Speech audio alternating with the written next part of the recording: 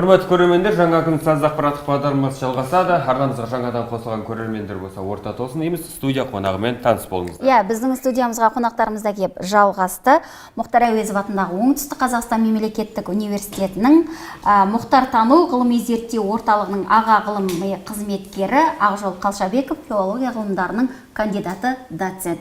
Және Ақжол ағаның шәкірті Әзімхан Исабек, магистрант. Студиямызға қош келдіңіздер. Қош көрдік, рахмет. Көңіл-күйлеріңіз қалай? Көңіл-күйіміз жақсы, Құдайға шүкір. Иә, бұл кісілерді енді біз жайдан жай шақырып отырған жоқпыз. Бұл кісілер жаңалық ашқан. Сол жаңалықтармен таныса өтсек, өздеріңіз айта өтсеңіздер. Иә, Абайдың, жалпы Абай атамыздың жазып кеткен шығармаларының арасынан жаңалық тапты деп айтып жатыр. Нақты қандай жаңалық осымен бөлісіп өтсеңіз, Әзімхан аға? Дұрыс, енді мынау Ақжол аға айтып отқандарыңыз рас, енді жаңалық деп айтуға болады. Біз енді мәселен енді Абай атамыздың енді өзі 170 жылдығы келе жатыр ғой. Соның аясында осындай бір үлкен мәселе болып отыр. Мынау енді бізде Абайдың енді білесіздер, қысқа айтқанда жаңалығымыз 45 сөзі бар. Сол 45 сөзінің ішінде 38-ші деген сөз бар. Енді нөмірлеген ғой. Сол 38-ші қара сөз деген сөз, осыны шейін бізде кітаптарда солай жарияланып келе жатыр, солай оқып келе жатырмыз мектепте, университетте. Енді бір кейінірек енді біз енді ана ізденген екен, әдебиет жоғын екен қараған кезде, бұл жерде бір кілдебен барын түсіндік та. Негізі Абайда 38-ші қара сөз деп тақырып қойылған ондай шығарма жоқ. Ол жерде тұрған шығарма өзінің аты бар, тақырыбы бар, мүлде бөлек шығарма екенін біз көзіміз жетті. Оны бізден бұрында әдебиетшілер айтқан. Соған қарасақ, ол китап тасдиқ деген шығарма екен. Китап тасдиқ деген енді бұл аты арабша қойылған растау кітабы деген мағынаны береді. Яғни бұл жерде Абайдың ең бір күрделі, бір маңызды шығармасының бірі болып саналады. Сол кітаптың сол аты кеңестік дәуірде қойылмаған, сөйтіп аты алынып тасталып, жаңағындай 45 қара сөздің арасына кіргізіп осылай шығарып келген. Оның енді ол кезде түрлі себептер болған болуы мүмкін. Енді біздің айтайын деп отқанымыз, енді бұл шығарманы өзі қалай Абай атамыз жазған болса, солай шығару керек деп біз есептейміз. Және солай жазу дұрыс. Енді авторлық құқық деген де бар ғой. Сондықтан китап тасдиқ деп беру керек. Одан кейін бұл бірінші мәселе, екінші мәселе, енді біз бұл шығарманың тұңғыш рет транскрипциясын жасап отырмыз. Транскрипция осы уақытқа шейін жасалмаған, кәдімгі енді жұртқа түсінікті қазақ тілінде жазылып келген, ал негізінде бұл шығарма Абай атамыздың басқа шығармаларынан өзіндік ерекшелігі таза қазақ тілінде жазылмаған. Ол сонда қандай тілде жазылған дегенде, ол Шағатай тілінде жазылған. Шағатай деген сол 1000 жыл бойы біздің халқымыздың арасында, бүкіл түрік жұртының арасында ортақ тілді атқарған ғылыми көркем тіл болған. Соны транскрипциясын оқып жасап отырмыз. Мысалға, қандай өзгешелік болған? Нақты осыған дейінгі біз көріп келе жатқан ол кітап тасбиқ деп отырсыз, иә? Кітап тасбиқ болып аталған ба қазақша? Тасдиқ деп аталған ба қазақша? Енді Шағатай тілінде қандай өзгешеліктері болуы мүмкін? Бір-екі сөздерін оқисыз ба мүмкін? Бір-екі сөйлемдерін? Оқуға болады, енді басынан аяғына шейін оқып берсе, бірақ енді біз енді интернетте жайланып жатыр. Мысалы, басына айтайын, мысалы. Біріншіден китап тасдиқ деген тақырыбы қойылған жоқ осы уақытқа шейін. Ол тақырып шыққан жоқ осы уақытқа шейін, қойылған жоқ. Енді сол бірінші тақырыбы қойылу керек. Китап тасдиқ деген бұдан былай сөйтіп шығу керек. Екінші арасында қазақшасын растау кітабы деп берсе болады. Одан кейін мысалға басы ей жүрегімнің қуаты перзенттерім деп басталады. Кәдімгі қазақша өзінің түсінетін тіл. Ал енді Абай атамыздың қолжазбасында ол сөйлем былай басталады. Ей жүрегімнің қуаты фарзантларым деп басталады. Бұл жаңа Шағатай тілінде ғой, иә? Шағатай тіліндегі бұл стиль осындай. Бұл тілде араб парсы сөздері көп кездеседі. Мысалы осы 10 беттік шығармада 300-ден астам араб парсы сөздері бар. Ал неге осы шығармасы Шағатай тілінде болған? Жазылған дейсіз? Иә, жазылған. Оның себебі бұл шығарма, бұл өте дұрыс сұрақ, өйткені бұл шығарма Абай атамыздың басқа ол кісінің ақын ретінде білеміз, өлеңдері бар, қара сөздері бар, бірақ мына дәл осы шығарма китап тасдиқ бұл ғылыми шығарма. Бұл жай әшейін анандай публицистикалық бір көркем шығарма емес. Көркем шығарма емес, бұл ғылыми шығарма болғандықтан, ал енді неге оны осы стилде жазды? Өйткені сол кезде 1000 жыл бойы қалыптасқан дәстүр біздің бүкіл ғұламаларымыз, Қожа Ахмет Яссауиден бастап, Бақырғаниден бастап, Рабғузиден бастап бәрі де осы ғылыми еңбектерін, діни философиялық еңбектердің бәрін Шағатай тілінде беретін болған. Ол неге ол тілде басқа барлық халықтар түсінетін болады. Түсінетін болғанда сол үшін солай жазылған.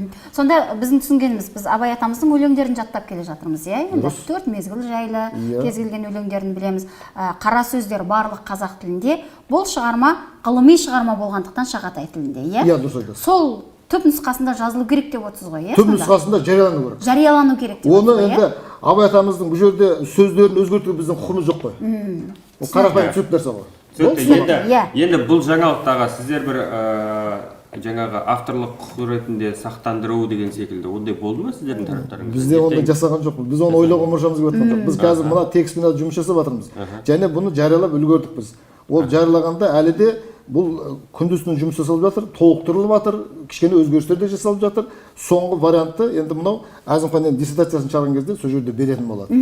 Әзімханға сеніп тапсырыпсыз енді бұл жұмысты. Өзіңіз жетекші ретінде. Мынау шәкіртсіз ұстаз тұл дейді ғой. Мен енді өзімнің ғылымға айналысатын бағытым бар, бірақ мен өмір бойы бүкіл осы көрген білген нәрсем бар, мен зерттей алмаймын ғой. Сондықтан бізге шәкірт керек. Сондай шәкірттің бірі, шәкірт көп, шәкірттің де шәкірті бар. Әзімханды осы бұл менен тақырып сұраған кезде, бұл бакалавр кезінде басталған. Сонда мен бұған Абайдың 38-ші китап Тастих шығармасындағы танымдық көркемдік мәселелер деген тақырыпты берген. Былайша айтқанда адам ескенде қорқатын тақырып. Соны бұл алды, міне қазір айналысып келе жатқанда, қазір 5-ші жыл айналысып келе жатқанда. Қазір енді магистратурада жалғастырып жатыр. Енді диплом ретінде жазса, енді диссертация ретінде жалғастырып жатыр. Соның бәрі бітіргеннен кейін үйленеді дейсіз ғой енді. Ол енді мен бұған айттым ғой, китап Тастихты бітірмей үйленбейсің дедім ғой. Үйленбейсің дедіңіз бе? Сондықтан бұл енді қатты кірісіп жатыр қазір. Иә, Әзімхан қалай қабылдадың бұны? Екі жақты мотивация көп қой. Әрине. Зерттеуді неден бастадың? Жалпы ағай саған осы тақырыпты бергенде қалай қорықпай қабылдадың? Ағайдың өз тақырыбын айтқан кезде бір жері түсініп, көп адам түсіне бермейді тақырып сияқты. Қорқыныштау тақырып. Енді керемет сұрақ. Ең алдымен мынау осы сұраққа жауап бермес бұрын ұстазым жайлы кішкене айтып кетсем, менің ұстазым Ақжол Батырұлы көріп отқандарыңыздай, қазіргі таңдағы 21-ші ғасырдағы кешегі Ахмет Байтұрсынов атамыздан кейінгі нөмір бірінші қазіргі таңда оқулық жазған, әдебиеттану ғылымына кіріспе атты оқулық жазған, қазіргі таңдағы ең беделді ғалымдардың бірі. Профессор Мекемтас Мырзахметұлының шәкірті, менің ұстазым. Бұл кісінің шәкірті мен болып отырмын. Ал енді осындай мәселеде, осындай тұлға, осындай ұстазым менің, осындай тақырып беріп жатса, демек анау тақырыпты бермейді деп мен лайықты деп әрине лайықты деп тапқаннан кейін осы тақырыпты маған жүктеді. Енді 60 беттік дипломдық жұмыс жазғаннан кейін бұл енді жоба қалай болды? Бұл анау қатты қызығушылықпен кіргеннен кейін енді ары қарай бұл тақырыпты ашу менің тағы да бір күн тәртібіндегі маңызды мәселелерінің біріне айналды. Сөйтіп магистратураға түскеннен кейін Ақжол ұстазым айтты, Әзімхан деді, біз китап Тастих шығармасын Абайдың қара сөзін деді, мынау біз қолымыздағы академиялық басылыммен шектеп қалмай деді, біз Мүрсейіттің қолжазбасын қолға түсіруіміз керек деді. Барлық шындық сол жерде, шындыққа біз сол жерде көз жеткіземіз деді. Түп нұсқада. Ал енді заттың да заты бар білесіздер, оригиналдың аты оригинал, түпнұсқаның аты түпнұсқа. Сөйтіп университетімізде 75 жылдыққа байланысты үлкен Мұхтартану орталығы ашылды. Оған белгілі жазушы ұлы ғұлама ғалым Мұхтар Әуезовтің ұлы Мұрат Әуезов келді. Мекемтас Мырзахметұлы мен Ақжол Батырұлының жаңағыда екеуінің келісімдерінің арқасында біз Мүрсейіттің қолжазбасын алуға белді бекем байладық. Алматыға барып қолжазбаны алып келгеннен кейін енді мынаны біз ашып оқиын десек біраз қиыншылықтар тудырды. Білесіздер ғой, қазіргі таңда шағатай тілі көп қолданыста жоқ. Ата-бабаларымыз 1000 жыл бойы қолданғаннан кейін қазіргі таңда бұны оқу көп ғалымдардың қолынан жаңағыдай келе бермеуі мүмкін. Ал енді бұның ішінде басты ерекшелік. Мына өздеріңіз көріп отқандарыңыздай, міне китап Тастих деп міне өз аты тұр. 38-ші қара сөз деген ешқандай бұл жерде нөмірленген сан жоқ. Ал екіншіден басты жаңалық бұл ұстазым айтқандай растау кітабы, иман кітабы болып отырғаннан кейін бұл жерде иман мәселесі көтерілу керек. Біздің қазақ тілінде оқып жүрген академиялық басылымда иман туралы хадис жоқ. Ал Абай мына жерде хашиямен көрсеткен иманның, ислам дінінде имамдарымыз біледі, иманның бірнеше шарты бар, 6 шарты бар. Аллаға иман келтіру, пайғамбарларға кітаптан иман келтіру, міне осы мына жерде шағатай тілінде, араб тілінде хашиямен берілген өрнектер, әдемі тілмен. Бұл біздің оқып жүрген қазақ тілінде жоқ. Бұл осындай жаңалықтарды бізде толып жатыр. Айтатын болсақ, жетіп артылады. Осындай жаңалықтарымызбен бөлісіп отырмыз. Хашия туралы, хашия деген әдебиеттану ғылымындағы ең үлкен теориялардың бірі. Ұстазым Ақжол Қалшабек Батыр ұлы ұстазым міне әдебиеттану ғылымына кіріспек кітабында хашияға арнайы түсініктеме берген. Қазіргі таңда міне біздің жаңалықтарымыз осындай. Айта берсе таңды таң құруға болады. Иә, бүгінгі жаңалық енді осы Шағатай тілінде жазылған. Ақжол аға, сіздің басты мақсатыңыз ол түп нұсқадан ажырамау керек. Сол төңірегінде, сол менің түрінде берілу керек. қызығушылығым, басты мақсатым Абай атамыздың қолынан шыққан нәрсе қалай шыққан болса, солай қалың жұртқа жету керек. Қаз қалпында жету керек деп Сол отырсыз ғой, мақсат. Енді Құда аға, қаласа жетіп отыр, жетеді. бұны енді мынау қазір жұрттың арасында көп талқыланып жүрген рухани жаңғыру мақаласының бір өзекті бөлімдерінің бірі деп санасақ болады ғой. Міндетті түрде енді оны айтып кетейін. Ол қалай енді рухани жаңғыруға әсер етеді. Бұл үлкен әсері бар. Енді бұл жаңа айтып отырмын, бұл осы насихатталып, осы Абай атамыздың осы кітап тастығы осылай жеке осы қалай жазылған солай транскрипциясымен шығатын болса, жұрттардың қызығушылығын туғызады. Және де бұл Шағатай тілімен жазылған болса, ол Шағатай тілі деген қандай тіл деп жастарымыз ойланбай ма? Сөйтсек ол біздің Октябрь революциясына шейін 1917 жылға шейін жаңағы 1000 жыл бойы қолданған ата бабамыздың ғылыми шығармалар жазған тіл екен де бұл, бөтен тіл емес екен де бізге. Енді сондай тілден бізді ұмытып тұрған енді кеңестік дәуірдің саясаты ғой. Мысалға 29 жылы бірінші латынға көшіріп, кейін жаңағы кирилл алфавитіне көшіріп, мынадан осы Шағатай тілінен бізді алыстату үшін сондай 3-4 сондай саяси қадамдар жасалған. Соның нәтижесінде бұл Шағатай деген қазір айтсаң жұрттарға түсіндіруге тура келді. Ол не ол дейді, білмейді. Ол білмейтіні рас, өйткені оларға бұны сондай саясаттың кесірінен көлегеленіп қалды. Сондықтан бұның ар жағында бүкіл түркі жұртының ортақтығы деген жатыр. Бүкіл түрік халықтарын біріктіре алмай жатырмыз дейді. Сол түрік халықтарын 1000 жыл бойы біріктірген осы Шағатай болатын. Енді соны қолға алып насихаттайтын болсақ, былайша құр сөзбен бірікпейді ғой халық. Міне соны біріктіретін үлкен факторлардың бірі осы алфавит керек болатын болса. Рухани жаңғыру дейсіз ғой. Енді осыған көбісі ойлап жүрді, түркі халықтарын біріктіретін түріктердің сериалында. Телевизор алдында отқан адамдар. Түрік сериалдар біріктірмейді, осындай алфавит біріктіреді. Алфавитті айтып жатсыз, жалпы енді осы Шағатай тілінде арнайы сөздік жасау ойларыңызда жоқ па, жоспарларыңызда? Бұл енді бұл ауқымды тірлік. Енді мен болашақта енді біз білмейміз, бірақ Әзімхан айтып жатыр. Енді сен Құда қаласа магистратураны мынаны аман-есен бітірсең, бакалавр дипломын қорғады бұл сөзден. Кітап тастықтан енді магистрлық диссертациясын қорғап болса, ертең докторантура бар ғой. Докторантураға түссең, тақырыпты бүйтіп аласың деп отырмын. Шағатай әдебиеті және Абайдың кітап тастық шығармасы деп аласың деп отырмын. Сонда Шағатайды енді жаңасы айтқан тереңдеп, сүңгіп зерттейтін болады. Оны енді тамырын қопарып кіру керек қой.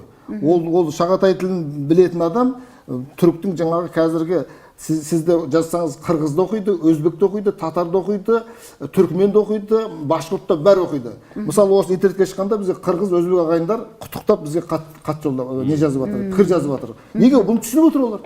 Қиналмай түсінеді. Бұның кереметтігі сонда ғой бұл алфавиттің. Міне сондай. Мына түрік халықтарын біріктіретін жаңа эсперанто тіл десе де болады ғой.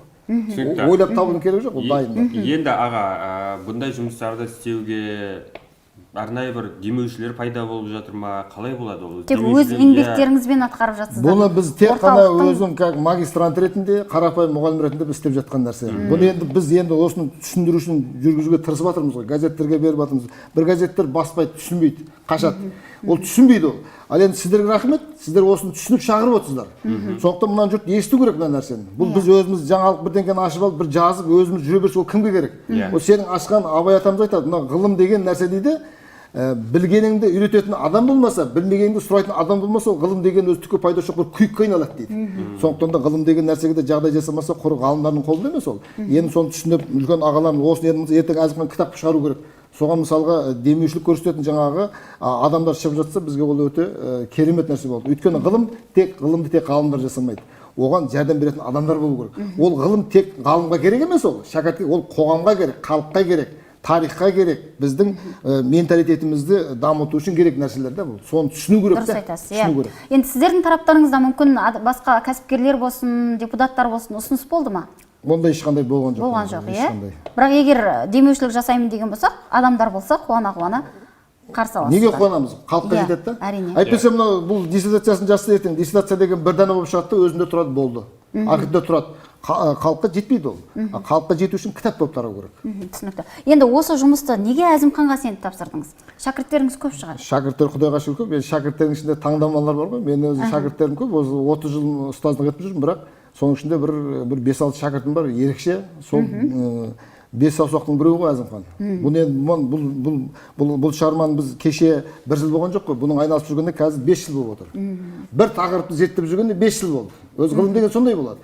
Бүгін бірдеңкені жаза салып, ертең бірдеңкені секіріп жүрген, ол андай шырылдауық шегіртке дегенде ол ғылымға жүрмейді. Соған табандап шыдаған адам бірдеңке ілінеді. Абай айтады ғой, ғылымға шын берілсең, махаббатпен берілсең, ол саған өзі қолыңа түседі дейді. Әйтпесе ештеңе жоқ. Сондықтан сол табанды еңбегінің арқасында осындай жақсы нәтижелерге жетіп жатыр деп ойлаймын. Тамаша. Енді болашақта осыны қайтпаса, бұдан да жақсы нәтижелерге жетеді. Дұрыс айтасыз. Әзімхан сияқты шәкірттеріңіз көбейе берсін аға. Саусағыңыздан асып кететін болсын. 5 саусақ жетеді деп отырсыз ғой. Бізге берілген уақыт шектеулі, дегенмен біз 15 минуттың ішінде өте бір үлкен тақырыпты қозғап, соған халыққа түсініктеме беріп үлгердік деп ойлап отырмын өзім. Сондықтан енді сіздердің бұл туындыларыңызды қайдан алып, қайдан көруге болады жалпы халық? Егер ол үшін жаңағында болады. Ертең дайын болу керек қой, иә? Кітап бір жылдан кейін диссертация қорғайды. Келесі мен осы 2020 жылы қорғайды Құдай қаласа. Диссертацияның қазір несі дайын деуге болады. Диссертация болып шығады, қорғайды, одан кейін диссертацияның алдында да кітап шығаруға болады. Яғни 1 жыл, 1 жарым жылдың көлемінде болады. Жарыққа шығады. Енді студиямызға арнайы қонақ болып келгендеріңізге алғыс айтамыз. Алтын уақыттарыңызды бөліп, мынандай кереметтей жаңалықтарыңызбен бөлісіп.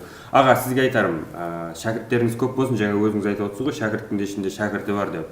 Осындай Әзімхан сияқты жаңа сөйлегеннен өз көз жанарынан көрініп тұр ғой, оттай жанып тұр, осы тақырыпқа деген қызығушылығы бар екені. Кейбір студенттер болады, жаңа қинап әкеп отырғызып қоятын сөйлейсің деген. Бұл ондай емес. Тек қана жақсы күндерде осындай керемет жаңалықтармен кездесіп, сіздермен сұхбат құра берейік. Келесі жолы біз Әзімханды екеуіңізді осы кітаптың тұсаукесерімен шақырып отырайық студияға. Айтқаныңыз келсін. Құдай қаласа, рахмет сіздерге. Рахмет. Ал құрметті көрермен, біздің бағдарламамыз жалғасуда, арнамыздан алыстамаңыздар.